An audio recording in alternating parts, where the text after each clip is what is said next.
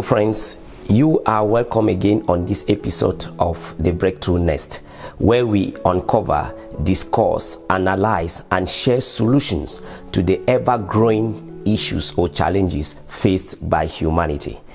I know you may be hearing me at this point in time and there may be one or two things going through your mind or any challenge that you're going through or you're facing, but hear this. The good news is that there's always light at the end of the tunnel for those who care to engage. So this show is for you.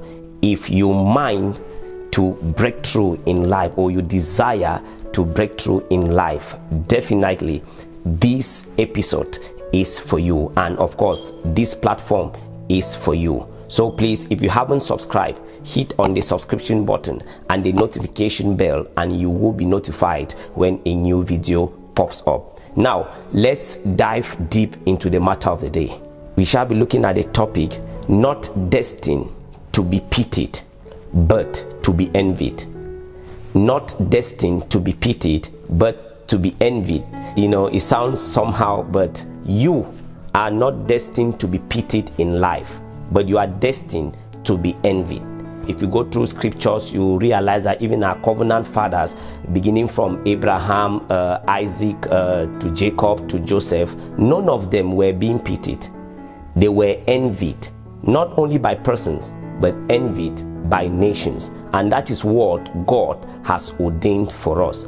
Probably you may be a Christian, you know, a believer, or you are an unbeliever, and people are pitying you here and there. Hey, hear this. If that is the situation where you find yourself, then you are definitely walking against scriptures. You are not fulfilling scriptures, because we are not ordained to be pitied, but to be envied. That's what happened to Isaac in Genesis 26. He sowed in the land. And what happened? Based on the instructions of God, and he was envied by the Philistines. That is who we are supposed to be, of course, because, you know, we are heir, you know, to the inheritance of Abraham. Now, let's dive down. Why do I say we must not be pitied as children of God or as creation of God? Number one, we have a glorious destiny. That is something you must know.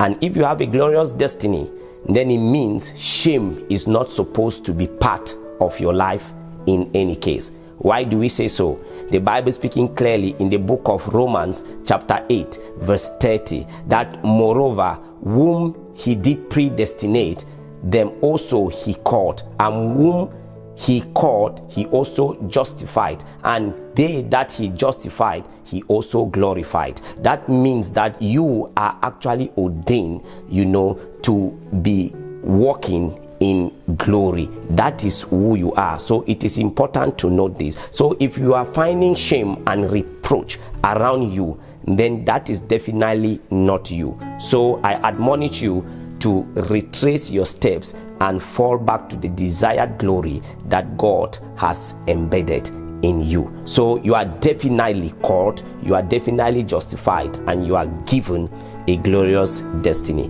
Number two, why do I say we must not be pitied but to be envied? It is because we are ordained to be princes and priests to reign on the earth. It is key.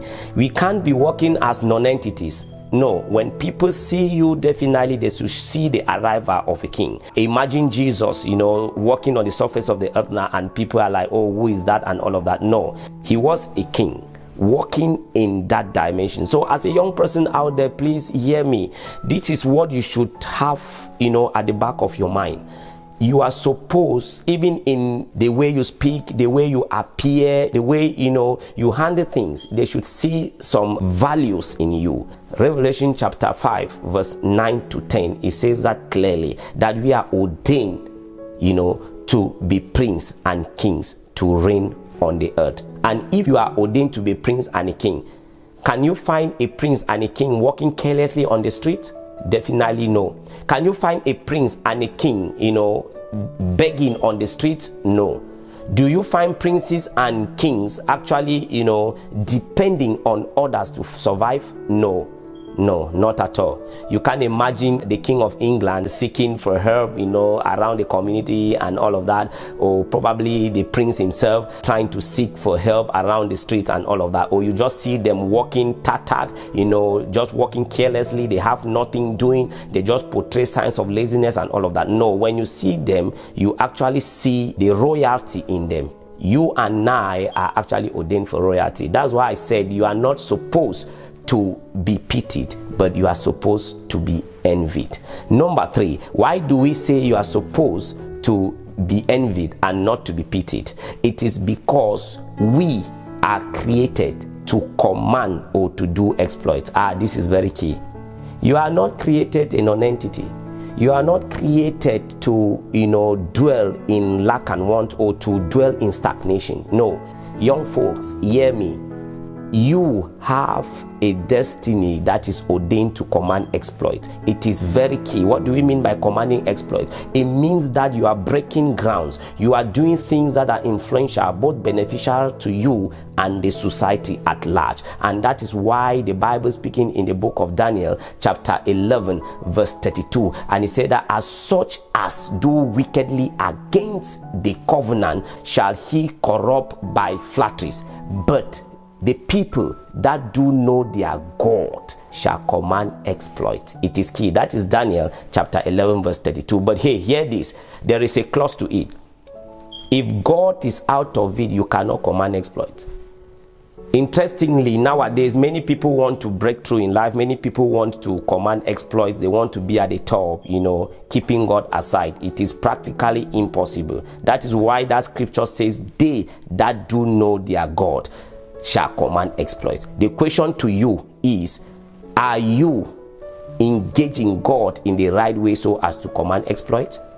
How more of God do you know concerning that issue you want to break ground on? This is a breakthrough nest show, a nest where people who engage what is being shared on this platform will actually break through. As you are listening and watching us now, be it probably you are a young person or an elderly person and you want to break through in life, hear this and hear clearly. You cannot break through in life without God. God has to be at the center of it before you break through. That is why those who do know their God shall command exploit. So I urge you to engage God in that particular endeavor that you desire to break through in, and definitely that will be your testimony. And once you break through and you are commanding exploit, you agree with me that you cannot be pitied. You will definitely not be pitied if you are breaking grounds, breaking through and commanding exploit. So rise up and begin to engage God in that particular thing that you wish to break through in, and you will definitely sail through. If you enjoyed this episode, kindly hit on the subscription button below and the notification bell, and you will be notified when a new video pops up. You can like and share with friends and loved ones. You can also leave us a comment and we'll be glad to respond. Until we meet again, keep learning, keep commanding exploits, keep being the light of the world to show others direction, and keep engaging God diligently and definitely from your heart. And you will be breaking through and breaking through and breaking through. God bless you.